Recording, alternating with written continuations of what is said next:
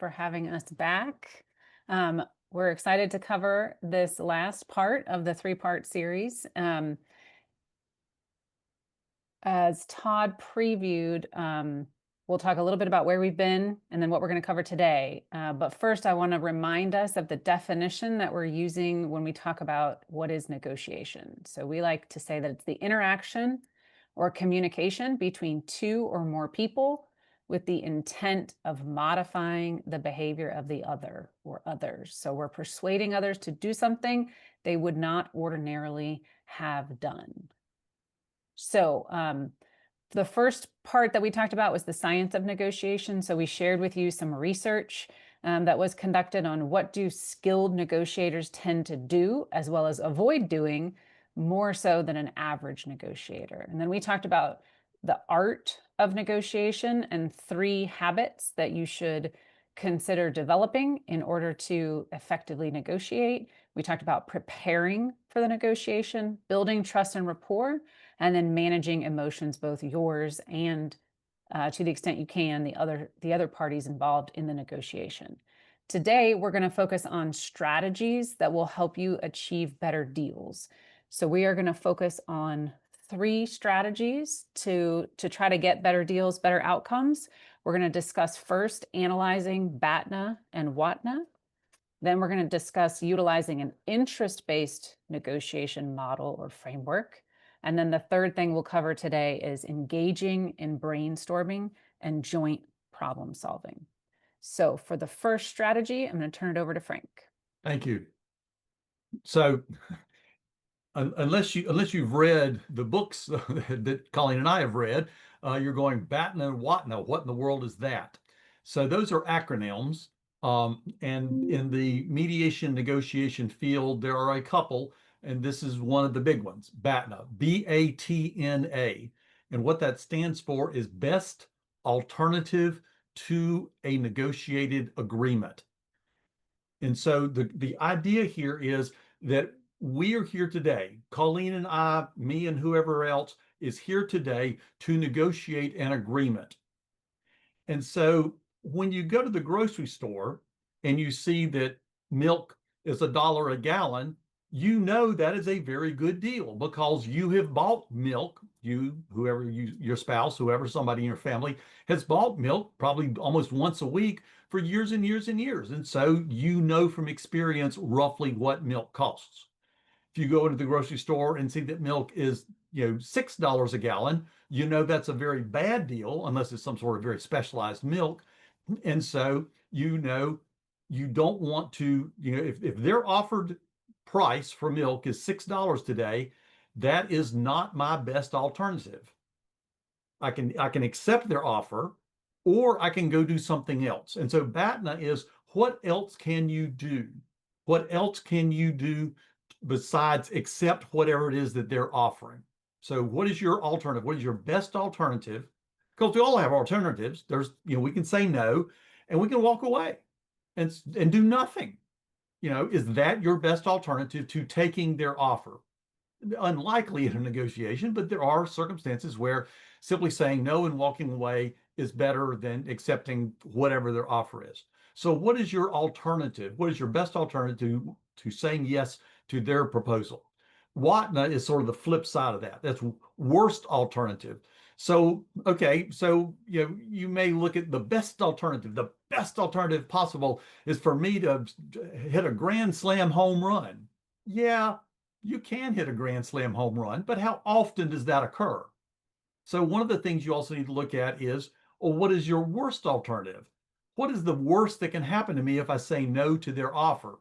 And in many situations, saying no to their offer, what that means is I get to go to trial. I get to pay my lawyer to take me to trial. I get to pay all the trial costs, expert witnesses, depositions, et cetera, et cetera.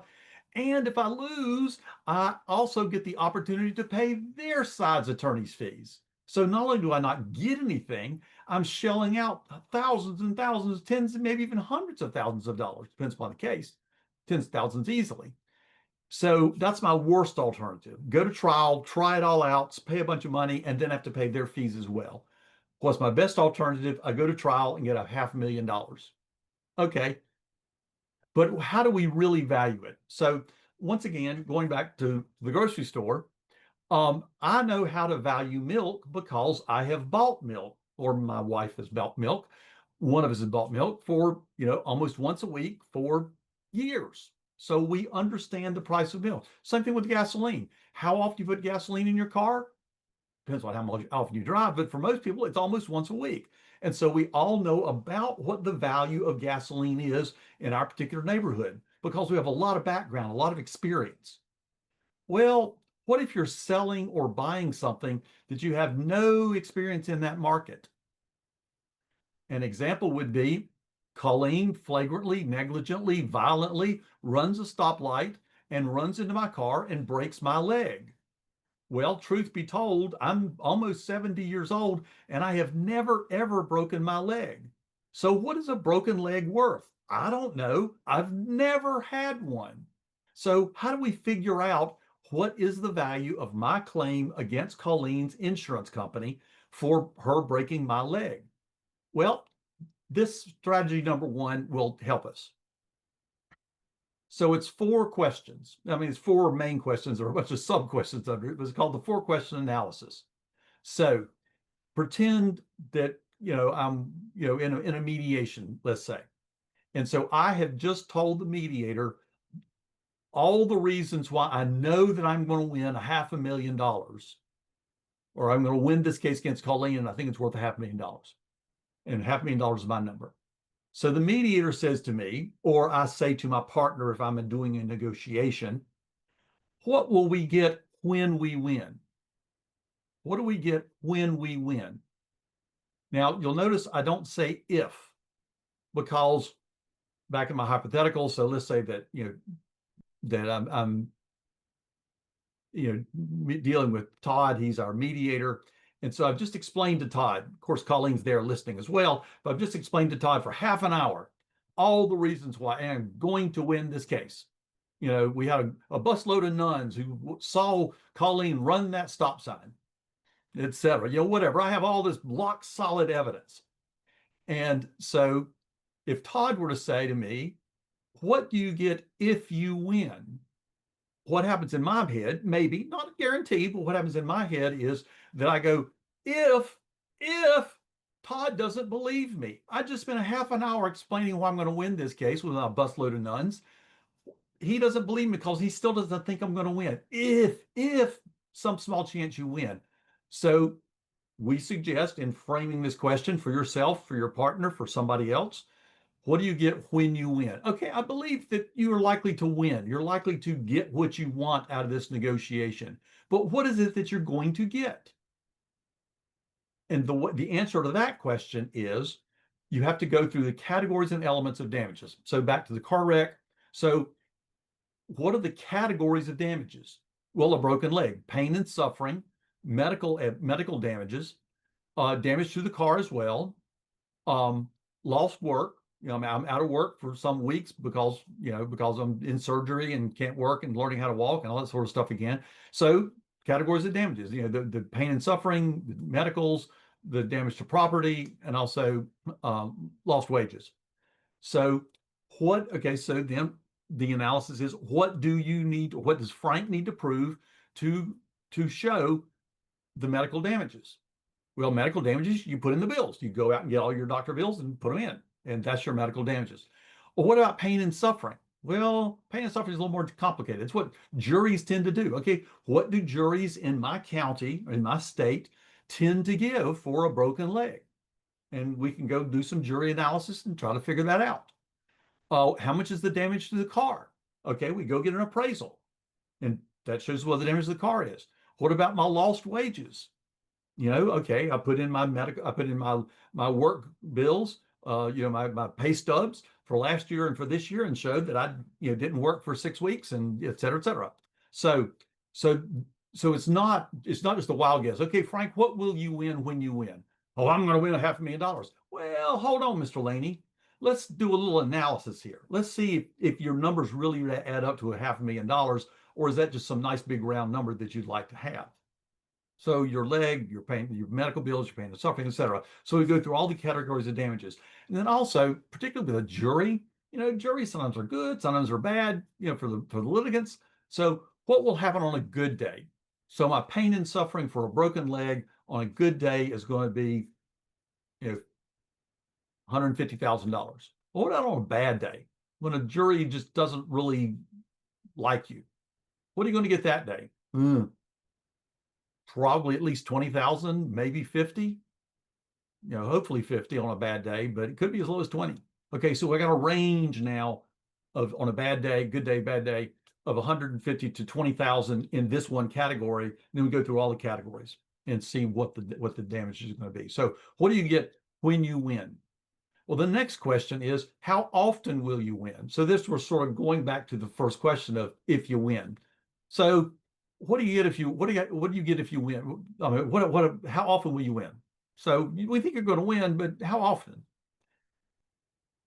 Well, I've used these questions for a number of years, and I'll be honest and say I have yet to have a lawyer say 100%. And we got some real experts here, and so I'll throw it out there, and y'all can correct me if I'm wrong. But I have a strong suspicion that if I were to tell my client in front of the other side, you've got a 100% chance of winning, you will win this case, and then something goes wrong, I screw up something, I make a mistake, and they don't win the case, I have a suspicion that my malpractice insurance might be void because I have guaranteed a win to my client. And my malpractice carrier doesn't like that. So anyway, I've never had any lawyer say, I am guaranteeing a win. So I've had some high numbers, 80, 90%. That's okay. But generally, it's going to be a little bit less than 100%.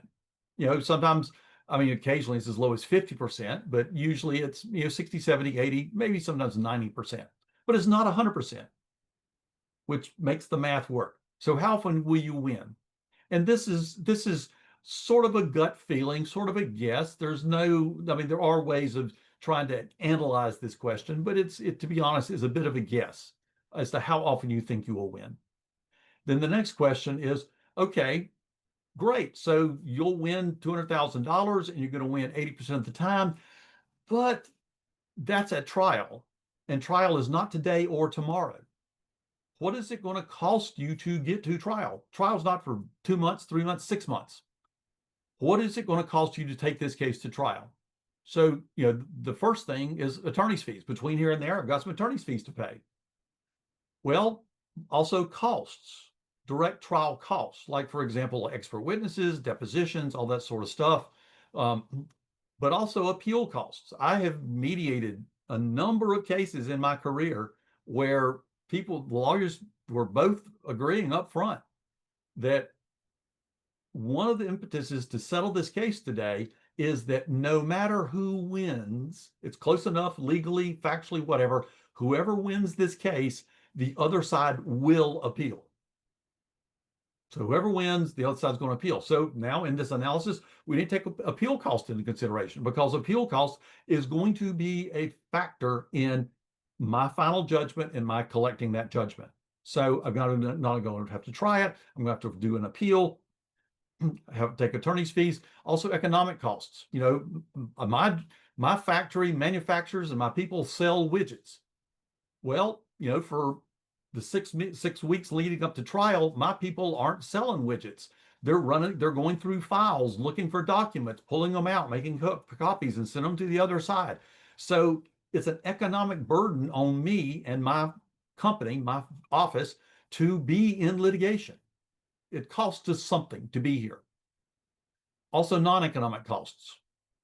The fact that I don't sleep well at night. The fact that, that I'm, I wish that I was on the front porch, sipping a glass of wine with my wife, but instead I'm here with my lawyers preparing for trial. So what are the non-economic costs? Stress, worry, etc. So what are the costs of getting you from here to there? Then the last one is, can you collect the judgment? This is the fourth question. Can you collect the judgment? In many, many situations, this is not relevant because it's an insured claim and the insurance is large enough to cover the claim. But sometimes it's not. I mean, I've had claims where one side will come in and say, you know, we're looking at a minimum of $1 million, but we think $1 million is a minimal settlement in this case, but we're going to be suing for between 4 and 5 million. So we're going to start at $4 million as negotiation. And what does the other side say? Well, good luck on your $4 million. The problem is I only have $500,000 of insurance. That's the only money that's on the table. And my client has, maybe a few tens of thousands of dollars in addition, but that's all you're going to collect. You're never going to come close to collecting $1 million. And so if that is the situation, that there's not either no insurance or not enough insurance, and the defendant cannot pay, then that, in my experience, is that changes the negotiation completely. At that point in time, the plaintiff's attorney says, okay, we want to see your books. We want to see what's going on. And if you can show to us, and we believe you, that your client will never pay more than X dollars, or there's no insurance beyond Y dollars, then okay, we will start negotiating in that range, or we'll talk about negotiating in that range. So can you collect the judgment? Is the other person solvent? Do they have the money to cover whatever that judgment is going to be? But also, what are the costs of collecting? So this was mainly, I think, largely in small matters. Everybody would love to have a judgment for $10,000, but the problem is, if the other side really, really, really doesn't want to pay it, then it could well be that you'll spend more than $10,000 just collecting $10,000. So what are the costs of collecting? What is the process you have to go through to collect this judgment? Also, what are the relationship costs? You're in the business, I'm in the business, I sued you, and now everybody in the business knows that I'm coming after you and trying to run you out of business over a $50,000 debt. So is that going to affect my relations to other people in the business because they now know how ruthless and hard-nosed I am? Maybe, maybe not. Or maybe it's a family business. And so, if you sue somebody else in your family and try to collect it, then you're not welcome for Thanksgiving dinner anymore. So relationship costs can be a factor. Your time and effort in collecting. So not only am I having to pay a lawyer to help me, but I'm also having to spend a lot of time and effort helping the lawyer help me collect this debt. So those are the 4 questions. When you analyze those 4 questions, that is your best alternative to a negotiated agreement. So my best alternative is assuming my best alternative is to take it to trial. So my best alternative is to take it to trial, and I will win, this often, and I will win this much, but I'll have to pay these costs. And we're going to do some math in a minute. But when you do the math, that is my best alternative to a negotiated agreement. Now, be aware that that going to trial is not always the best alternative. There's a case that I enjoy talking about where this lady came into the mediation. I was mediating, but the lady came into the mediation. So she had taken her son, 4, 5, 6-year-old, something like that, her son, to the hospital on Friday evening. And he was not feeling well. And so they looked him over, didn't do any extensive testing, and said, he looks like he has the flu. Just take him home, tuck him in bed, give him lots to drink, lots of rest over the weekend. He should be better. If he's not, give us a call. The next time the hospital saw the boy was Monday afternoon after work. This is a single mom who worked, and so she comes after work because she's working all day. She brings him in after she gets home from work. He died 2 hours later. He was very, very sick. And as it turned out, he did not have the flu. He had some obscure disease that the only way to test for it, at least initially, is run what's called a Series 7 test. The hospital had not run it because it's a test for 7 extraordinarily rare diseases, and they didn't think he likely had one of them, but also it's quite expensive. It costs several $100s to run this test. And so they're just not going to run it all the time. So the lady filed a lawsuit, and that's the lawsuit that I was mediating. However, something that was happening also was that every Saturday morning, this lady and her 1,000 best friends showed up at the hospital parking lot telling the public how this hospital kills poor little children. They don't take care of poor children, they kill poor children. And it happened every Saturday morning, week after week after week. And so, needless to say, by the time they got to mediation, trial was still months away. The hospital was desperate to settle this case. They wanted this lady out of their parking lot. They did not want to see her 1,000 best friends and the newspaper and the PTVs, et cetera, in their parking lot on Saturday mornings. So her best alternative was not filing lawsuit. Her best alternative was rallying in the hospital parking lot every Saturday morning. So be aware that there may be other alternatives other than litigating that is going to be your best alternative. So best alternative, worst alternative. Another one is most likely alternatives. So, okay, you got the best over here and the worst over here, but those don't happen very often. What is the most likely thing? What's the fat part of that bell curve? What's the most likely alternative? And to negotiate, you need to be in the zone of possible agreement. So another acronym.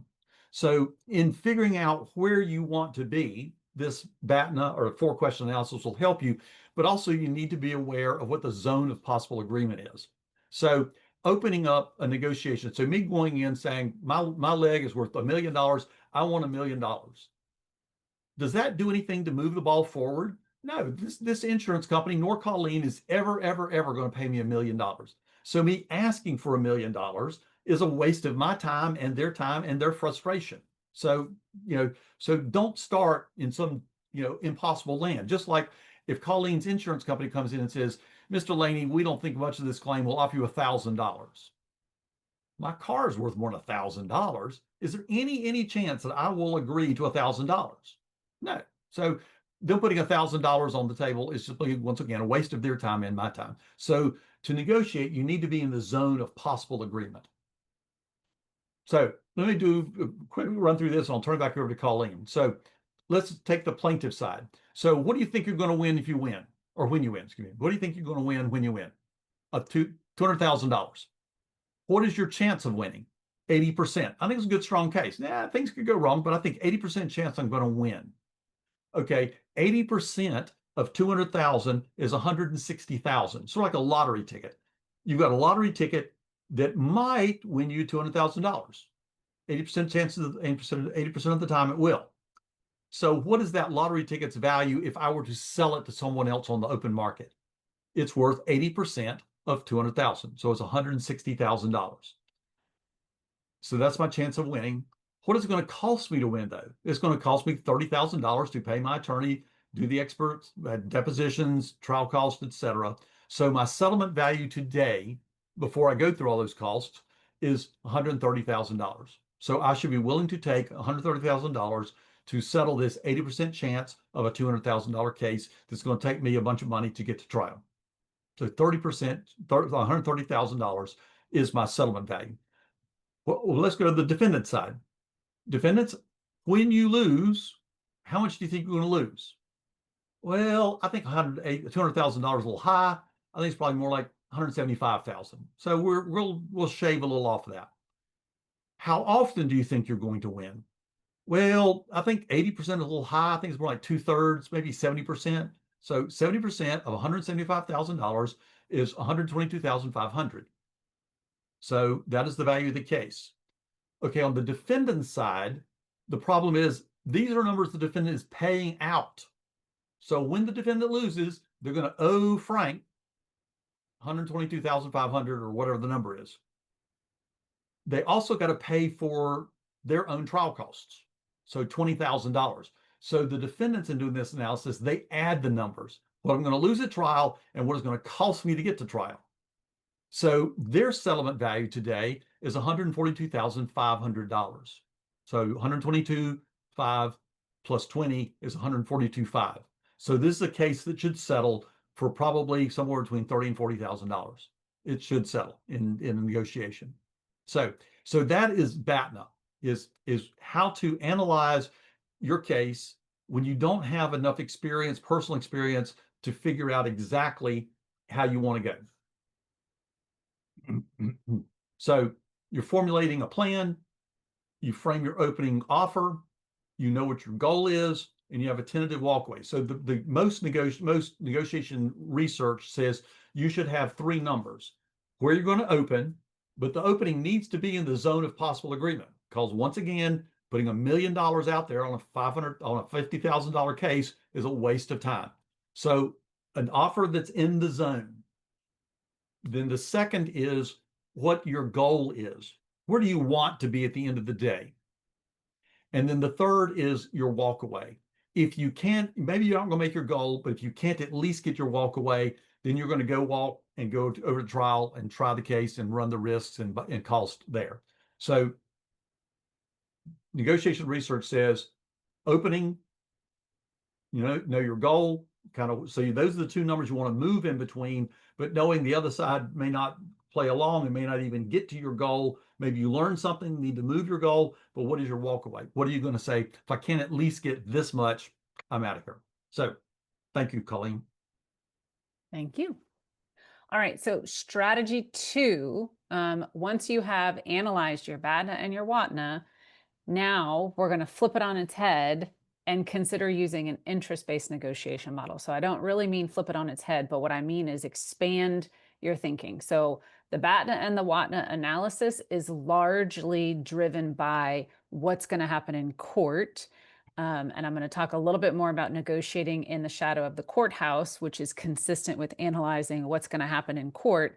And then ask you to consider expanding your view of the negotiation model to include an interest-based negotiation model and think about things beyond just what could happen in court, like the mother did in Frank's example of going to the parking lot and bringing the news cameras.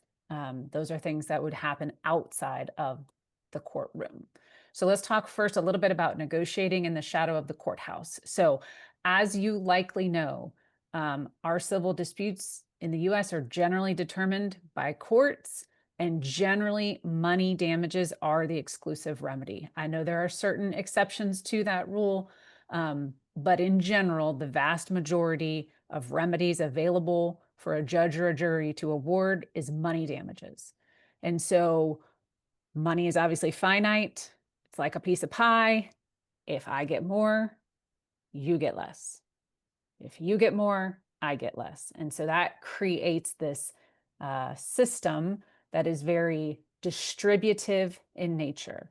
So in a rights-based system, which our court system is built upon, rights and entitlements, legal rights and entitlements, it's typically a distributive process of who is going to get how much money, rather than an integrative solution-based process, which we're going to talk about in a minute. And so within the court system, in a distributive process, generally in order to get more of that money, that creates an adversarial positional-based bargaining system. I want to get more pie, so I've got to figure out strategies to hoard all the pie so that you don't get any of the pie. And that's usually very rights-based, adversarial, and positional. And it leans on my legal rights entitlements, which is totally normal within the legal system, within the law. That's what the court's going to look at. And so as a result, a lot of our communications are typically offer, counteroffer, and it's usually money. There's nothing wrong with that. You need to know how to analyze your BATNA and your WATNA, particularly when it comes down to dollars and cents. In a lot of cases, that is exactly how you negotiate, and there really isn't a lot of room to bring a more integrative or interest-based model into the analysis. However, we're going to encourage you to look for ways to do that, to add integrative options and interest-based ideas into the negotiation. The key way to do that is in how you ask questions. The questions and how you frame them will elicit different responses that are not entirely just based on a legal rights and entitlement analysis. And so this goes back a little bit to when we were talking about preparing in part 2, we were suggesting ways to prepare your own client. So it matters the questions you ask your own client as well as the questions that you ask the other side to get into more of an interest-based negotiation model, even though we are generally negotiating in the shadow of the courthouse and generally negotiating within a positional adversarial model.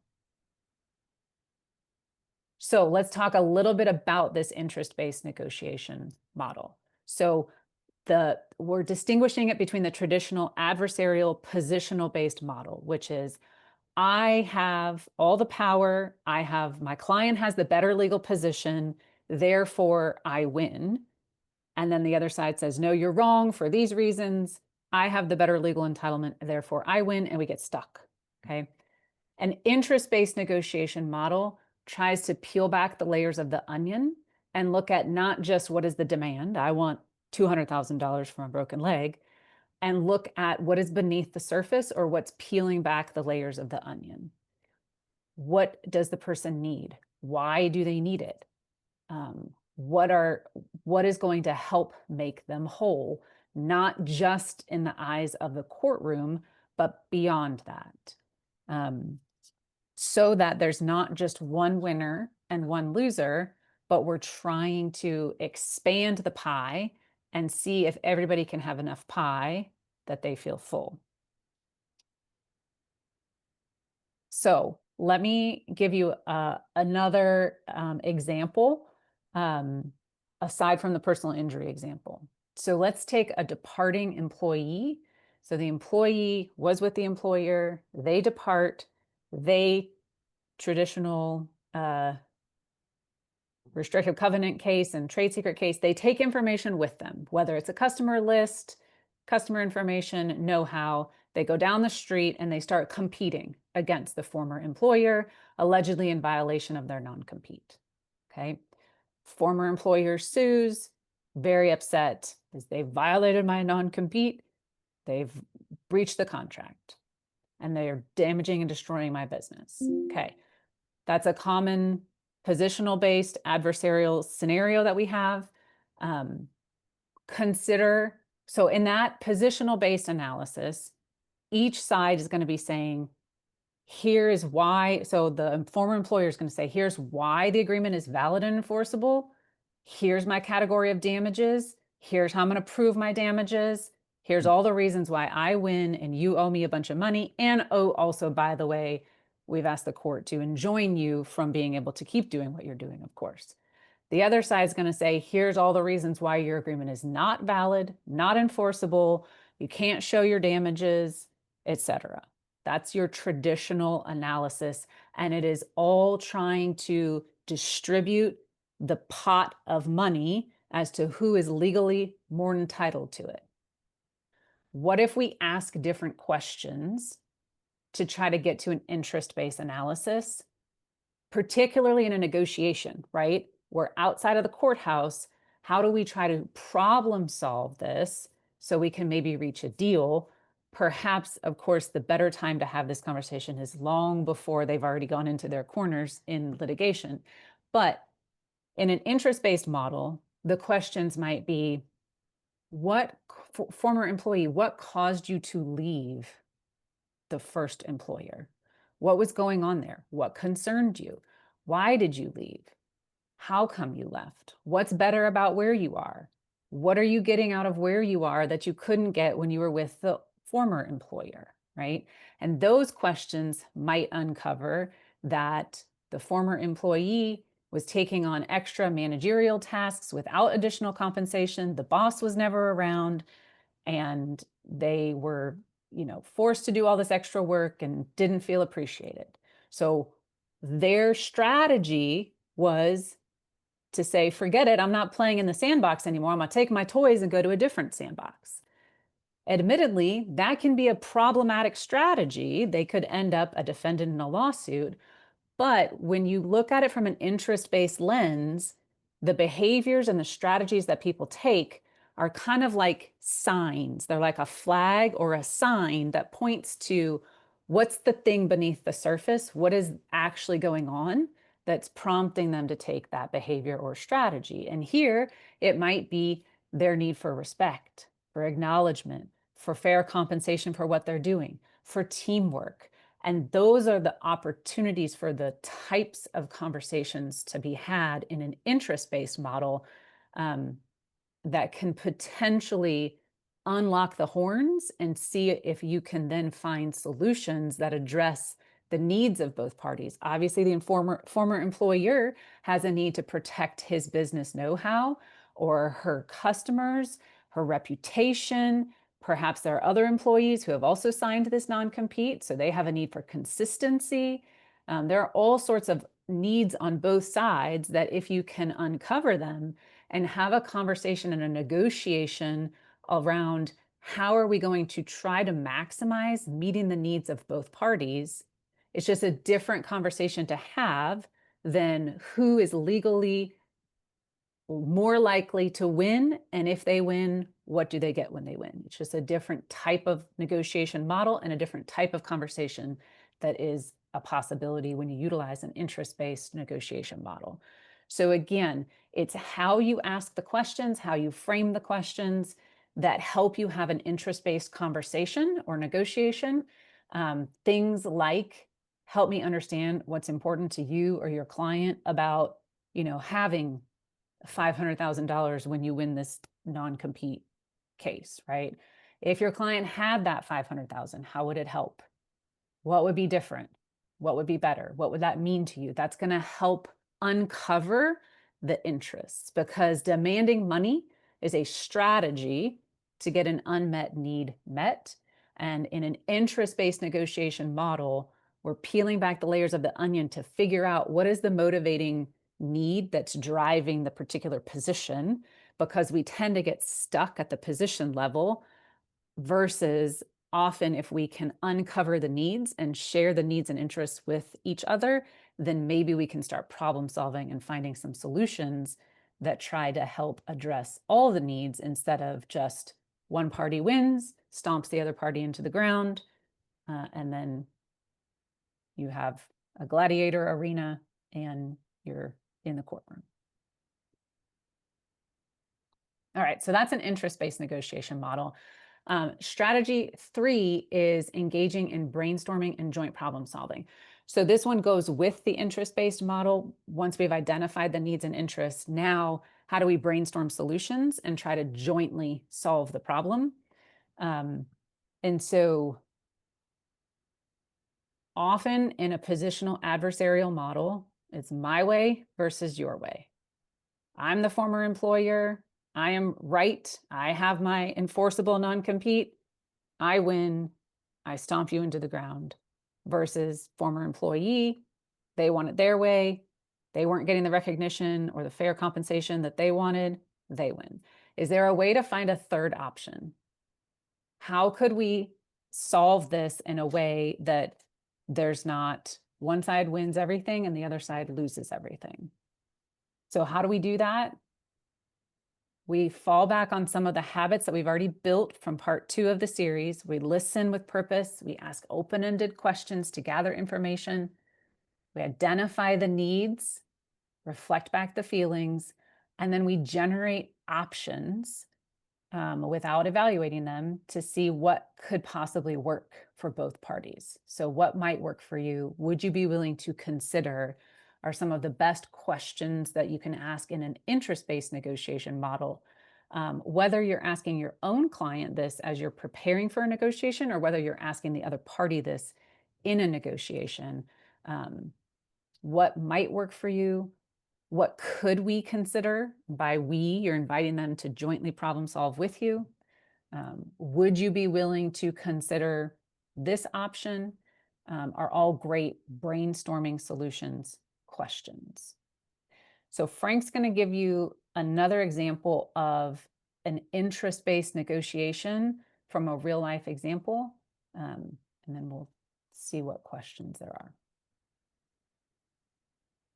So many years ago, when I was a much younger lawyer, I got a call from a court, judge's chambers, saying, can you come down? We'd like you to mediate a case. And I was known as a mediator at that time. And so I said, sure, I'll be happy to come down. And so, put aside the stuff that was on my desk and went down to the courthouse and walked in the judge's courtroom. And he said, you need to meet with those two people over there.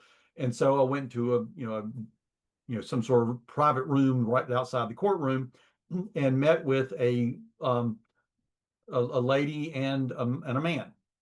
I would say, young middle age, shall we say. And the story that I was told, what had transpired was that back, 15, 16, 17 years ago, they had been dating. Back when they were young people, they had dated. And although nobody ever really said, but my guess is that he broke it off. He decided he wanted to go date somebody else or do something different. So but anyway, they stopped dating. The fly in the ointment was, though, that she was pregnant. But because I guess she was mad at him for going off and leaving her alone, she never told him. So what this lawsuit was over was, oh, I'm sorry, and the child was now 17, about to turn age 18. And also, in the last few years, the boy had said, I want to know who my dad is. And she, I guess gave him his name, and they were still living in the same city. And it took a little while, but the boy found his father. And the father had gotten married and now had two small children with his new wife. And the boy, the 17-year-old boy, was now living with his father and the father's new wife. The So the mother of the boy, she had sued for 17 years back child support. So there's a number of problems with that lawsuit. One of them is legal. Is there a statute of limitations as to how far back you can go with child support? I have a strong suspicion in North Carolina anyway, it's about 3 years. I could be wrong on that, but I suspect it's something along those lines. But my guess is that you're not going to get a court to offer 17 or order 17 years back child support. There's also the sort of moral issue, for lack of a better term. Is it fair to require a man to pay a lot of back child support for a child he never knew he had? I mean, it's not his fault he didn't pay child support. Nobody ever told him he had a child. But there's also the practical issue. This man worked as a mechanic in a garage, what I would call a shade tree mechanic. He just fixed whatever car came up, made a little money, made enough money to pay rent and put food on the table for his wife and kids, but he did not have a lot of money, much less 17 years back child support plus interest. So we had gotten to about that point in the mediation where both sides were explaining their situation and kind of what they wanted or where they were. And he was saying, I wouldn't mind help her out, but I ain't got 17 years about child support. So I'm sitting here kind of stuck. And I mean, literally, we were silent. And I'm thinking, gee, thanks, Judge. You had no idea what to do with this case in your courts. You dump it on me, and I have no idea what to do with this case. What do you want me to do, Judge? But I'm just sitting there silently thinking that in my head, when fortunately, out of the silence, she says, well, you know what I really need? What I really need is a car. Because since her son had left, she had gone back to school and had gone to the local tech school and had gotten a degree in cosmetology or something, doing hair or nails or something like that, run a beauty parlor. And she was getting ready to graduate. She'd graduate in the next semester or so. And she did not want to be stuck with having to find a job somewhere on a bus route, because during all this time, during the 17 years she was raising her kid, she had lived in public housing. She'd been on welfare, SNAP, WIC, whatever they called it back then, and had been in public housing. And she knew that once she got a job, she would get off welfare and she would need to find her own place to live. But she didn't want to have to find a place to live and find a job that were both on a bus route, because she had no car. So what she needed was a car to get her from her home, new home, wherever that was, to where her new job was going to be. And she didn't have a car and didn't have money to buy a car. So what I really need is a car. So what do you think his response to that statement? His response was, cars, I do cars, I can get you a car. So the rest of the negotiation, which still took another half an hour, maybe an hour, I forgot exactly how long, it took a while, was define the word car. And so the car had to be blue booked at $2,000. Remember, that was a long, long time ago. It had to blue book at $2,000. He would give it to her. He would put a 60-day warranty on it. So for the first 60 days, Anything that went wrong with it, he would fix for free. After 60 days, it was her car. She would be responsible for any repairs. But it guaranteed that he was not going to just go find some hunk of junk, hand it to her, and it didn't work. So $2,000, 60-day warranty, had to have a radio, did not have to have air conditioning. The windows had to work. It could be 2-door or 4-door. I mean, all these things that I remember from this negotiation many, many years ago. So we spent a while negotiating what does a car look like.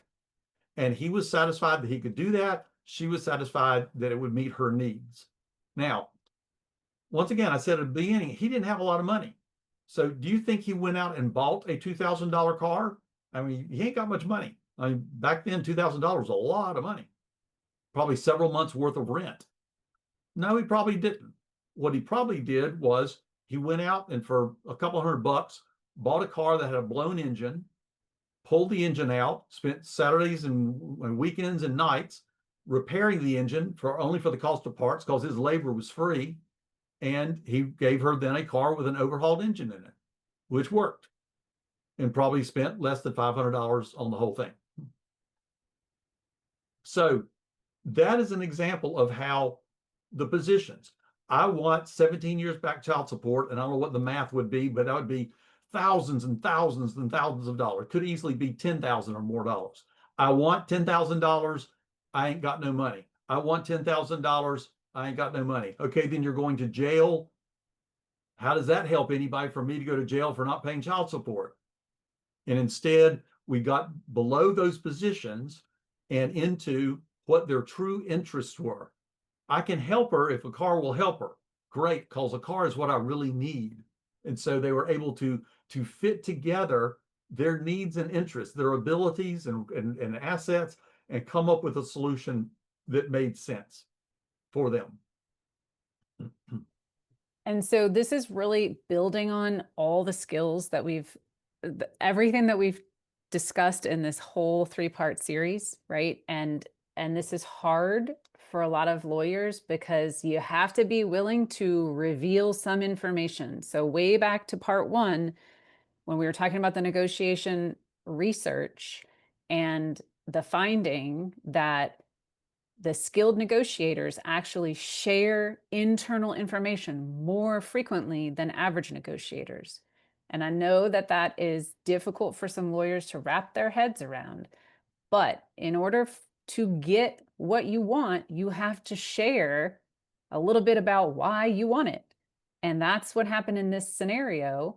Was it unlocked when she shared that, well, what I really need is a car, right? And so whether it's sharing internal information, like the researchers say that the skilled negotiators do more than average negotiators, or whether it's asking questions that help get at that information, those are both important skills and tools to the negotiation to help get to what are the underlying needs to help us get a better deal.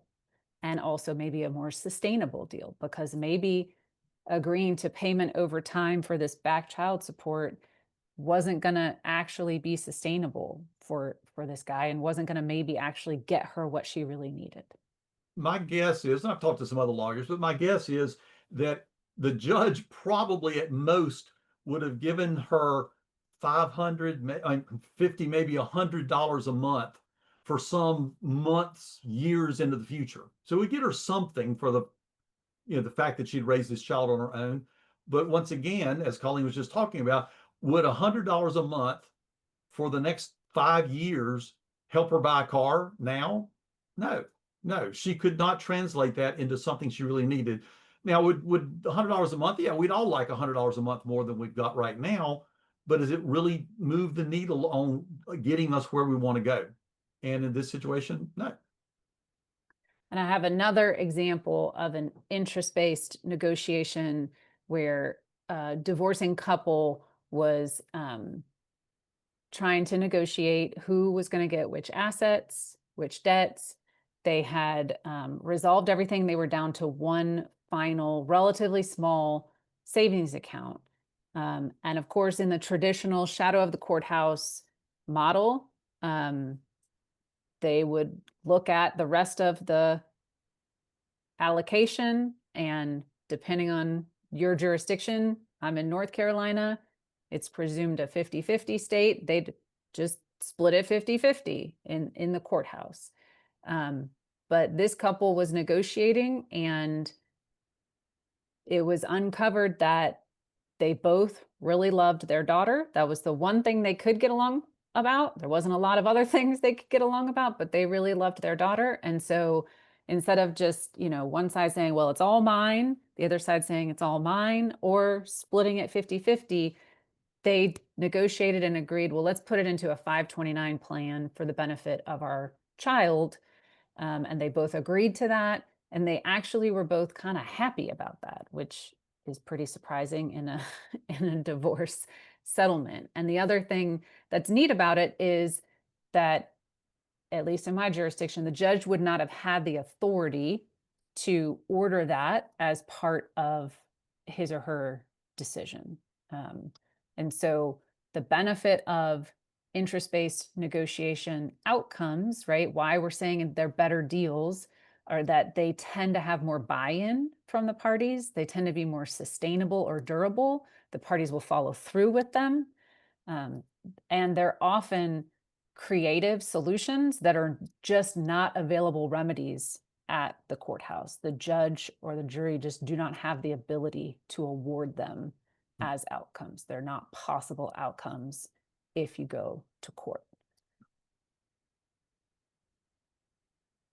Colleen, can I give you another example?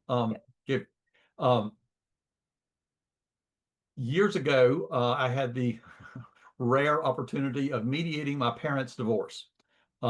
They were emotionally separated for a number of years before this, but the crunch here was that about the time I graduated undergraduate, my parents left the city I was living in. My father had bought some land out in the country and had built a farm there, so he wanted to move to his farm, about 150 acres out in the country. My mother continued to work in the city, which exacerbated their being separated. And so they were emotionally separated because they didn't spend a lot of time together. But years passed, and my father no longer felt safe out there all by himself with a bunch of cows. And so he said, I need to sell the farm. And my mother said, okay, that's fine, but I will not sign the deed unless I get my half.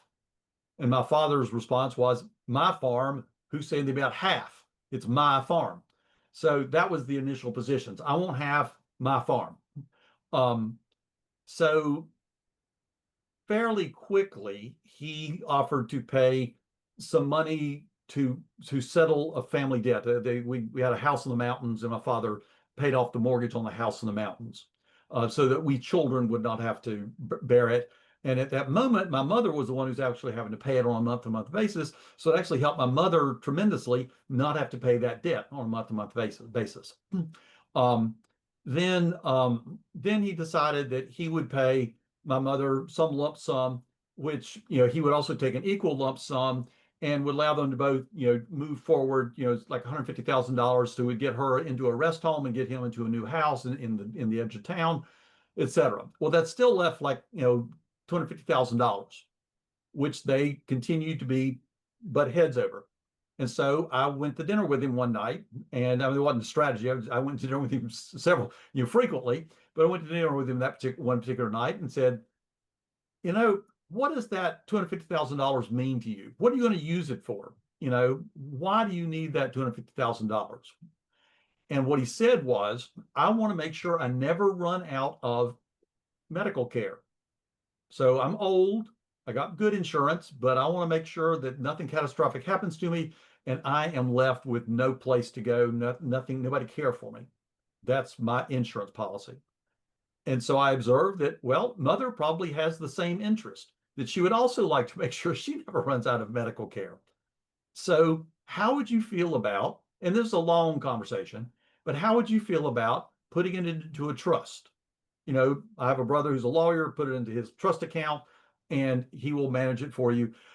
But both of y'all can draw on that money, and neither one of you will ever run out of money for medical care. He said, yeah, that sounds fair. And there was a few knobs we had to twiddle. Went and talked to our siblings, talked to my mother. Once again, there's a few little things that need to be changed, but basically she agreed to that structure.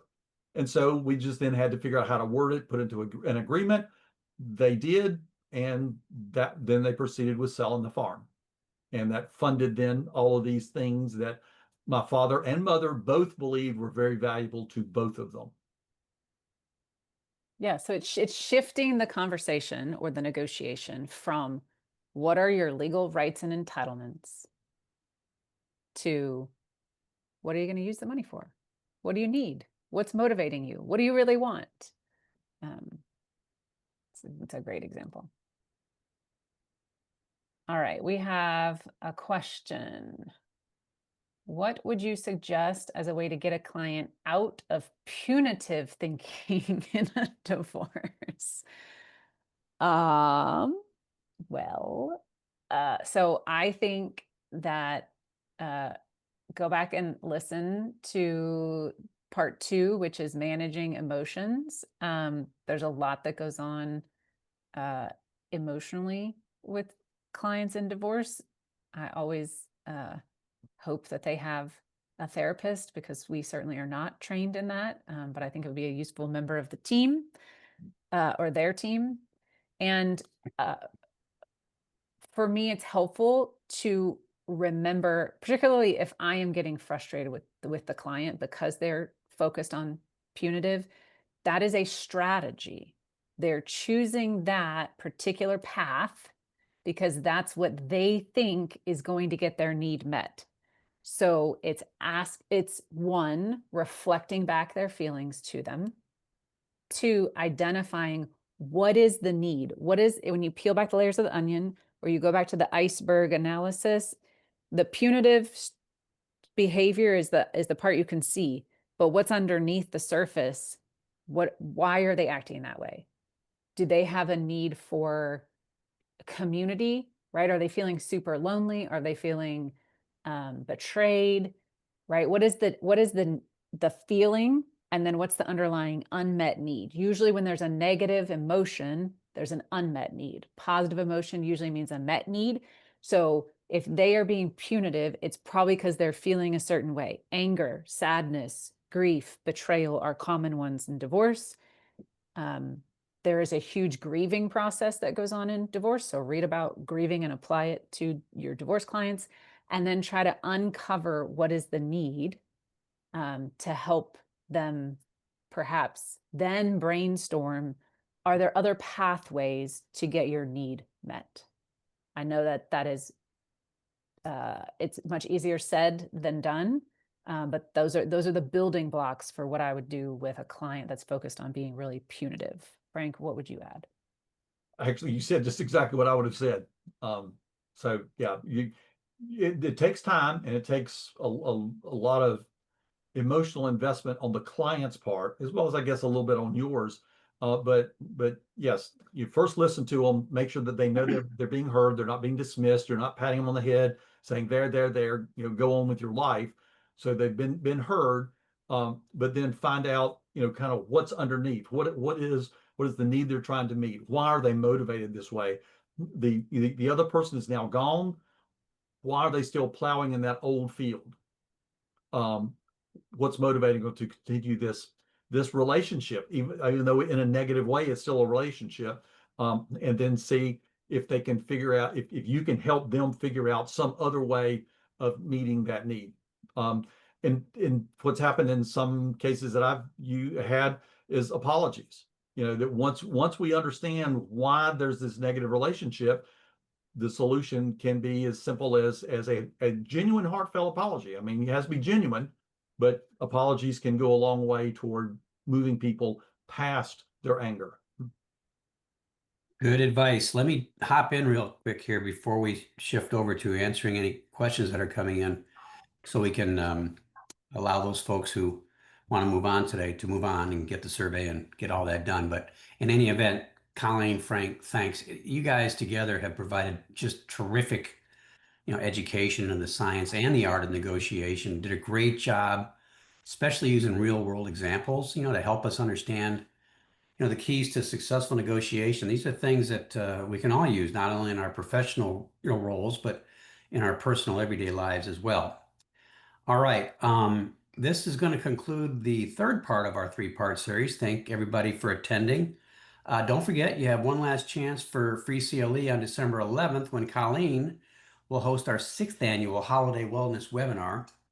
And this webinar is always highly attended, and Colleen always makes it really interactive. In addition to Colleen, AltaPro's founder and CEO, Pam Allen, will be joining Colleen and providing insights, and together they'll discuss how wellness can impact things like liability claims, right? So this promises to be a great show. All right. Survey will open once you leave the webinar. And again, the code words now are better and deals. Code word 1 is better. Code word 2 is deals. The other webinars are available on our YouTube website, and you can email us questions at info@altaprorpg.com. All righty, that wraps it up from our end. Let's go ahead and jump into any questions that may still be lingering out there. I'll turn it over to Colleen and Frank one more time. Thank you. So one question is, how often in mediations do parties settle for more than the insurance policy limits? I don't know. I don't have that data. It doesn't happen very often in my personal experience, but I have seen instances where perhaps the carrier is defending under a reservation of rights. And so there's a question of whether insurance is going to be contributing at all to the settlement amount. They may be paying the cost of defense, but if it's at mediation, then maybe the party has to pay any settlement amount. So I've seen it happen less that it's beyond policy limits and more that policy limits are in question as to whether or not they're going to be contributed at all. And so then the party pays out of pocket to resolve it. I've had at least one that I can think of, but maybe some others where it did exceed policy limits. The problem was that the injury was pretty horrific. The policy was not huge, and so fairly quickly in the negotiation, the insurance company put their limits on the table. And the problem was that at trial, the damages could have been significantly above the insurance limits, and the family had significant assets. So the mother who had a horse ranch knew she needed to put some money on the table to make sure that there was no chance that the guy was going to get her horse ranch. Not common, but yes, it does occur. I don't see any other open questions. So thank you so much. When completing You're the on Batten mute. You're on analysis, mute, Todd. You're on mute. We can't have me get missed. there was a question of when completing the Batten analysis, you mentioned that you should try to determine what the injury worth is in the jurisdiction. What tools can we use to identify jury verdicts for specific injuries? I'm not sure that I know of any particular sets of tools. My understanding is that both plaintiffs and defense attorneys have started gathering that sort of information in databases. And so if you're a member of the local defense bar or the local plaintiffs bar, you can ask around, or there's an organization that does that. Ask the organization if they have a database. And short of that, your next best is to simply talk to other experienced trial attorneys in your jurisdiction, run the case by them and say, what do you think this case is worth? What do you think a jury would do with this case? Because it certainly matters. I mean, I live in Wake County where Raleigh is. It's a big county, but I'm well aware that 4 or 5 counties south of me is very rural. And a case that may be worth $200,000-$300,000 here is not going to come close to $200,000 or $300,000 here is not going to come close to $100,000 in that jurisdiction. They're poor farmers, and so they'd be lucky to get $50,000 out of the jury if they're poor, of their people.